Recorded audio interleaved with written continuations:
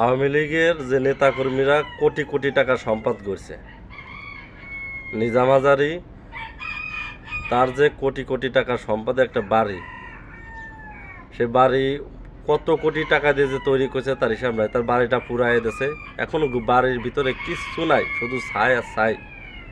চারতলা একটা বাড়ি, মানুষ যেরকম পাইতেছে সেরকম সে সব কিছু নিয়ে যাচ্ছে তার বাড়িতে, কিচ্ছু নাই। এখন যে রডগুলো আছে, লোহাগুলো আছে, সেগুলো টুকাইরা সব খুলে নিয়ে যাচ্ছে। চারতলা বিশিষ্ট বাড়িটা এখন কিছুই নাই, ছাই। এত টাকা দিয়ে কি হইলো? এত টাকা গরিবের টাকা মেরে আত্মসাৎ করে নিজেরা বিলাসবহুল বাড়ি গাড়ি করছে, সেখানে থাকতে পারে নাই।